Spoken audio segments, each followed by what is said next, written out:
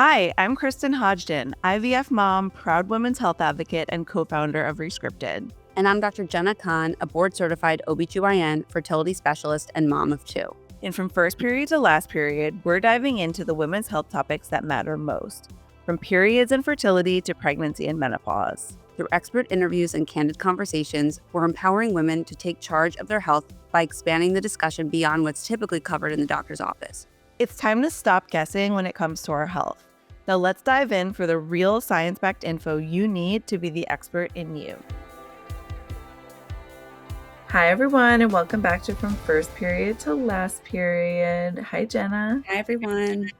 Jenna and I were just talking offline about how much time she has left because she's a busy fertility specialist, and she was talking about some of the procedures that she has going on today. And I was like thinking about how there's so many ups and downs when you work in women's reproductive health. For sure. I think that the highs certainly outweigh the lows. Calling someone with a positive pregnancy test is something to keep you going for like the next 100 years. That's like, so that's the best part of my day. But then of course, there are cycles that don't work or miscarriages that happen.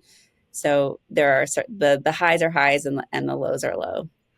Yeah, absolutely. It's definitely a roller coaster of emotions, but helping people grow their families, like I can't imagine anything sweeter. Exactly. Yeah. I feel like I was born for this. It's really, it's such an honor to be able to help women with this part of their life. Love that. Well, we'll dive right in because I know you have to get to a procedure in a little bit. But we've got an awesome episode for you guys today. We're going to be talking all about perimenopause and her story unfiltered. Esther she sent us a voicemail all about her experience, and we'll dive into some of the signs and symptoms. Then in Own Your Health, we're going to address your questions about low libido. I think that's something that we can all relate to, whether trying to conceive or not. And then we'll talk about antidepressants and anxiety medications while trying to conceive and during pregnancy. And lastly, in Women's Health in the Wild, we're going to jump into the recent executive order on IVF and all of the nuances involved in that. So let's dive right in and listen to Esther's story. Her story unfiltered, raw, real, and rescripting women's health, one powerful story at a time. Hey, I'm Esther. I live in Seattle and I'm 40. When I was 38, I was raising 2 young kids and building my career, but also feeling like absolute garbage. Debilitating headaches, changes in my mood and mental health, and persistent pelvic cramping that turned unbearable at certain times of the month. I started looking for answers, and over the next 6 months, I spent $3,000 and saw 7 different providers. A neurologist offered me a CT scan and antidepressants. My gyno said, "Congrats, your ultrasound is normal," and gave me some birth control. The acupuncturist offered herbs. An app told me to follow a different nutrition and exercise plan every week of the month while taking 8 supplements a day to support my cycle. A therapist tried to boost my confidence and restore my drive in 60-minute increments.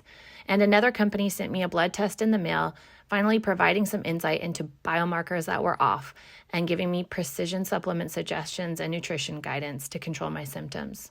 Along the way, I was doing my own research, books, podcasts, and following physicians who are active on social media. It turns out my condition is something actually all of us women go through, perimenopause.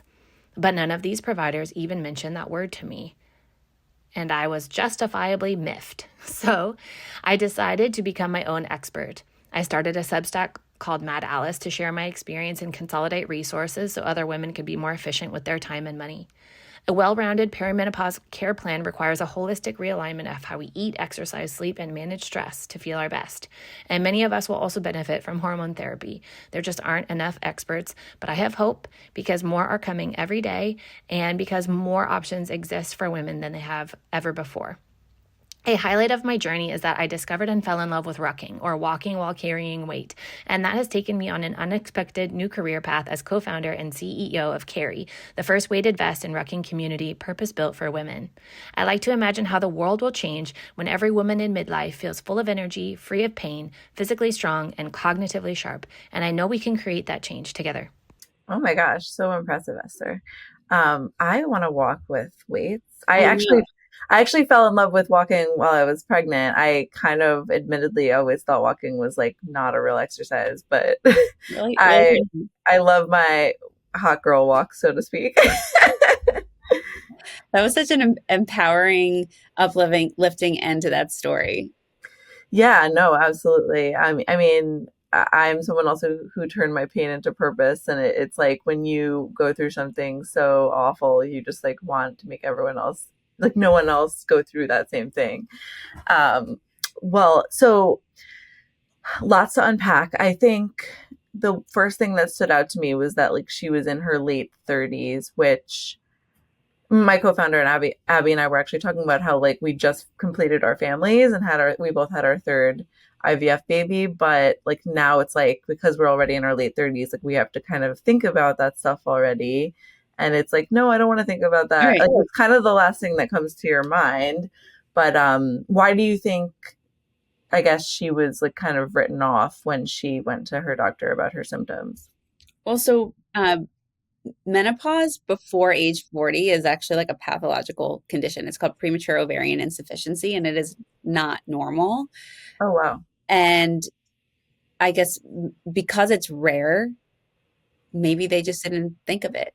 So Yeah. the menopause is really defined as like the last menstrual period that is due to lack of ovarian function, and the average age of menopause is age 51, but the timing of menopause and how long this like symptomatic period lasts for, perimenopause lasts for, is different from person to person, and it's really related to genetic factors, environmental exposures, your ethnicity.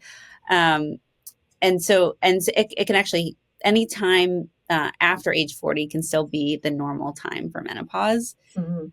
but anything before age 40 is not normal, and actually is sort of treated a little bit differently in terms of treatment. Like hormone replacement therapy is not just to give you a period back and help you with hot flashes. Like it's actually needed to help protect your heart and your bones, which are things that are really estrogen dependent. So I think that the symptoms of like fatigue and I think she was saying that she was really just wasn't feeling like herself, are really, they're vague symptoms, and there are a lot of things that can contribute to that. And certainly like menopause before age 40 is not something that comes to mind immediately for most people. But I think this sort of circles us back to like the menstrual cycle being a vital sign to Mhm. help you know that something is not going right. So if your menstrual cycle is changing, the cycles are getting shorter, or they're being, you're getting irregular periods and they're becoming further and further apart.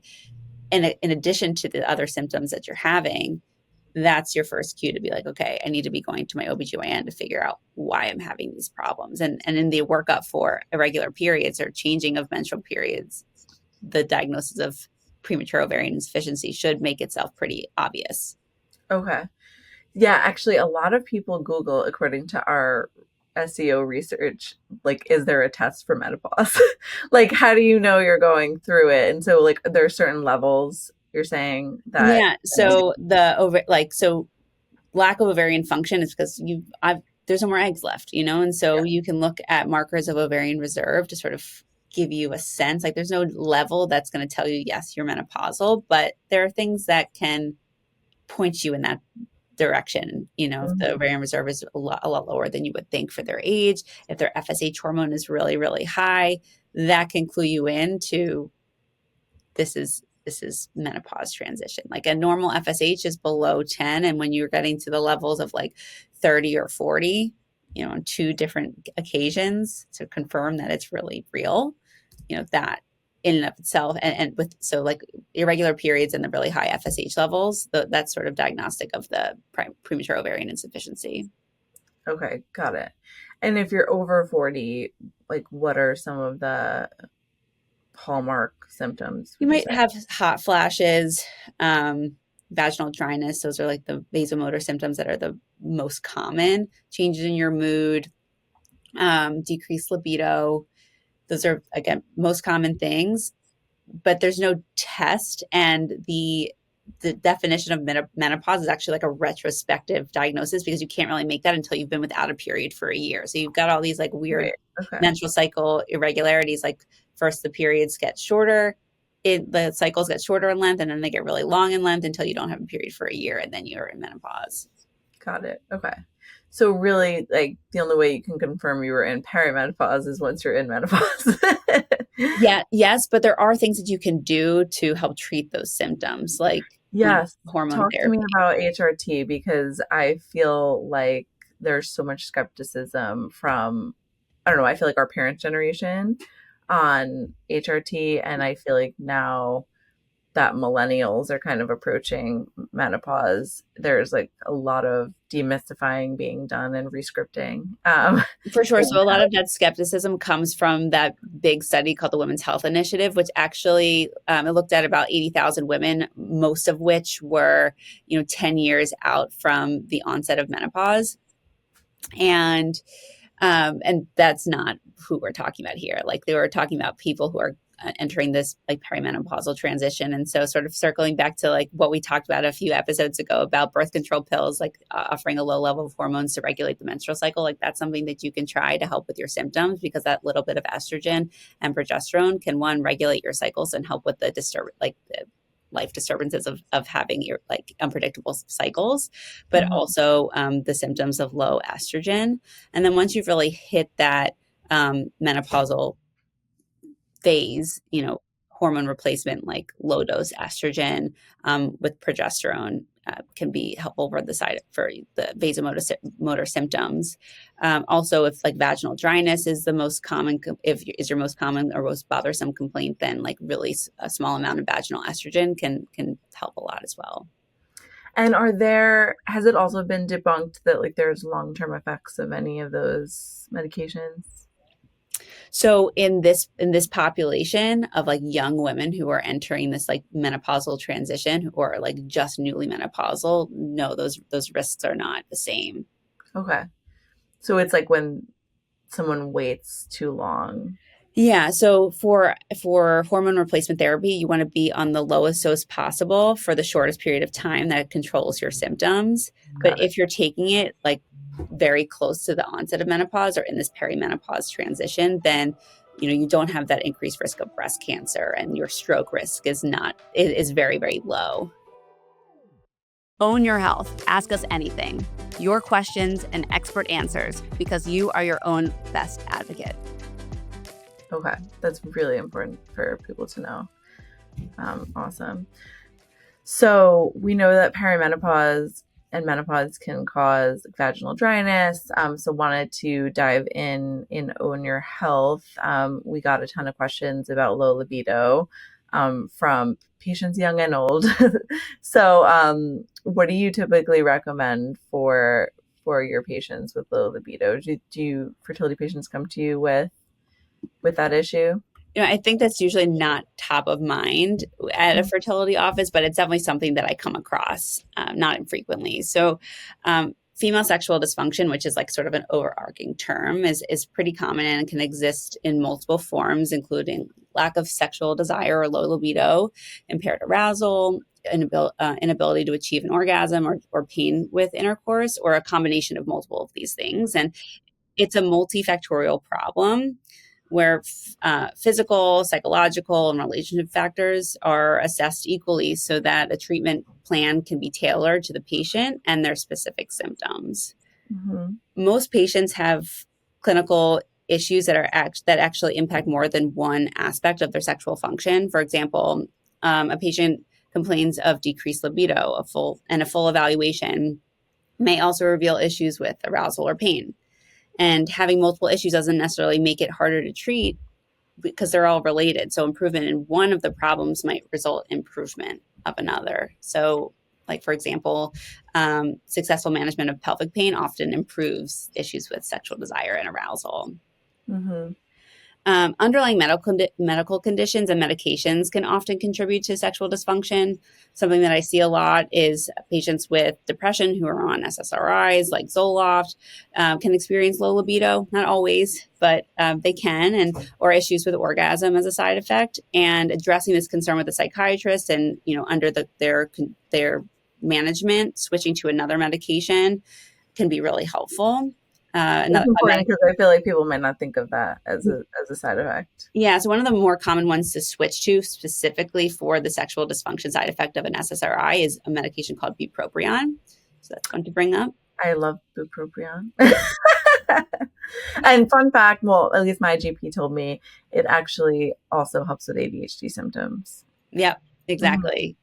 These mood stabilizer medications, they often have multiple benefits. Yeah. And then as far as treatment goes, couples therapy or sex therapy can be really helpful. Also, if there's a concern for pelvic floor dysfunction and pain, then pelvic floor physical therapy is also a big one that I refer a lot of patients to. And then exciting also in terms of like new forms of treatment in premenopausal patients, who I'm assuming are most of our listeners, these strategies of talk therapy, sex therapy, pelvic floor physical therapy don't work. There was actually a medication for low sexual desire that was approved by the FDA a few years back, specifically for women that are premenopausal. It's called flibanserin, and studies show a modest improvement in symptoms. I've never actually prescribed this medication. Most of my patients actually do okay. One, they do okay with the pelvic floor physical therapy, and then switching up their medications. That's the most common thing that I see. And also, this medication is not intended for people who are trying to get pregnant in the Right. immediate future. But it's really nice to know that there's another tool in the toolbox to add if all Yeah. of those things have failed. Absolutely. Science has come a long way. For sure. And we talked in the last episode about how we can't forget the men, but like one of our top articles on rescripted.com is actually my husband can't perform during ovulation.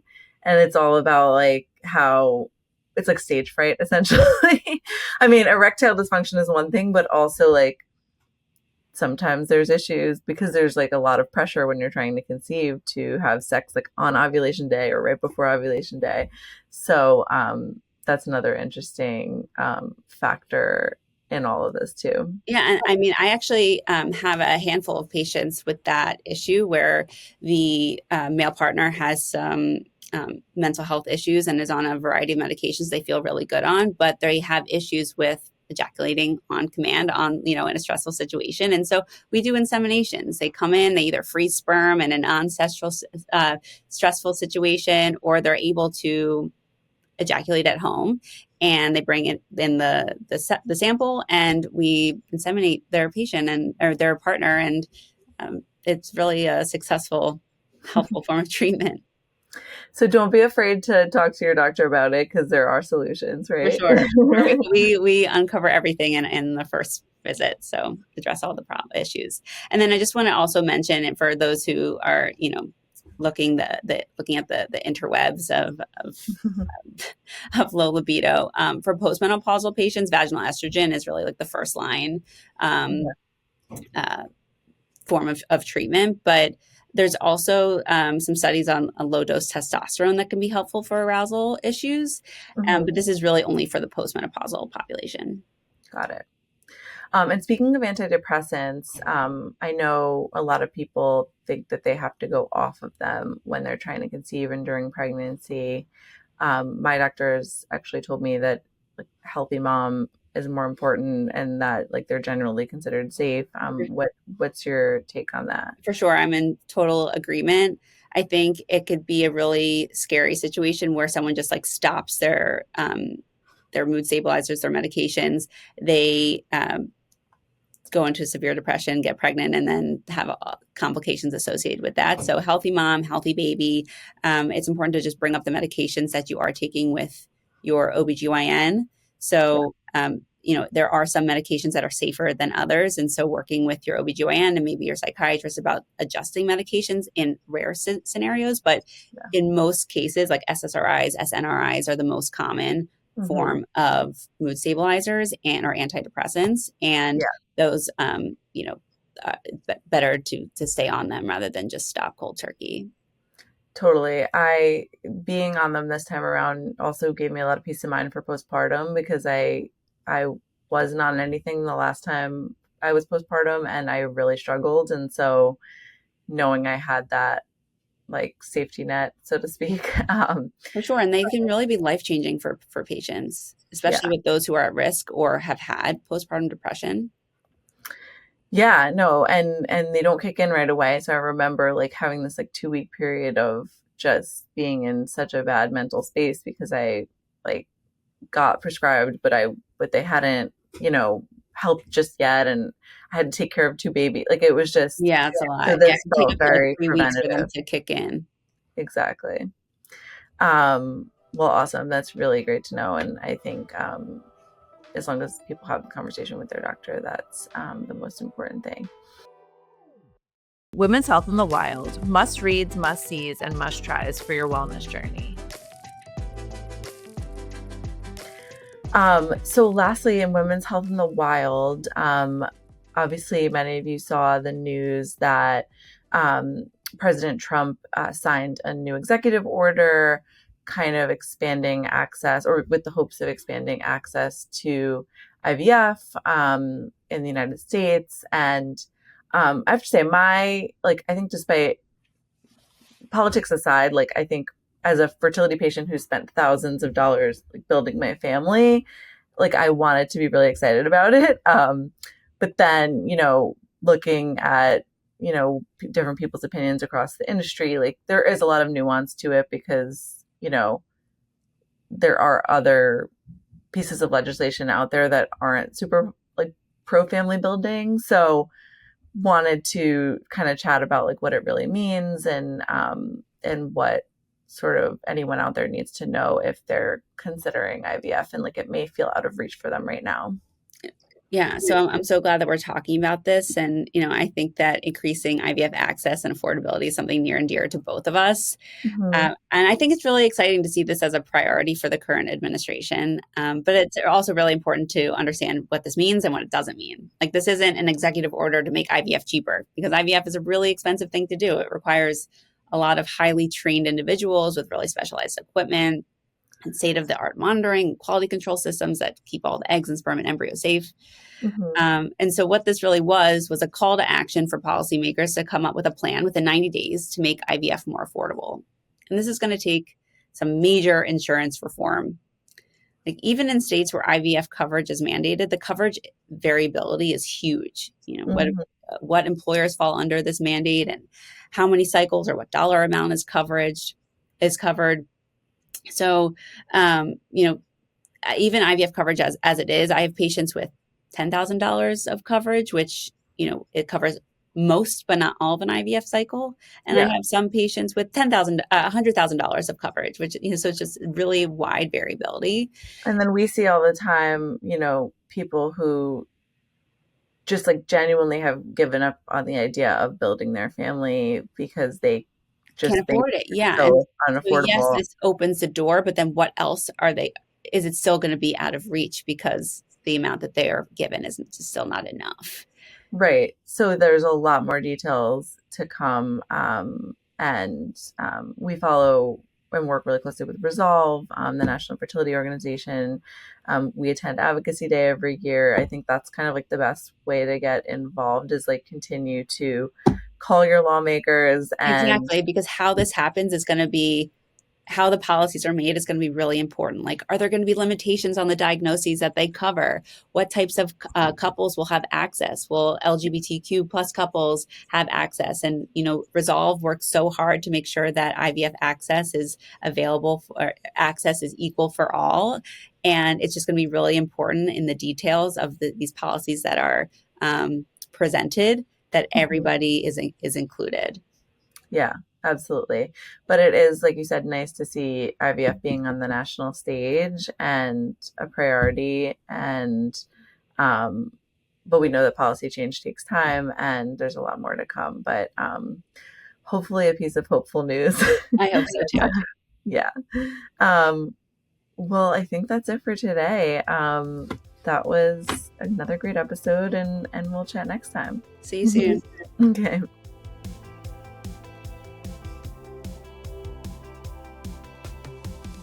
Thanks for tuning in to From First Period to Last Period. If you enjoyed today's episode, be sure to hit subscribe so you don't miss any of our future conversations. And don't forget to share this with your friends, because when it comes to women's health, we all deserve to be informed, empowered, and supported. Still have questions? Email community@rescripted.com for a chance to have yours answered on a future episode. For more science-backed women's health content that meets you exactly where you are, head to rescripted.com or follow us on social @HelloRescripted. We'll see you next time with more real stories and expert advice.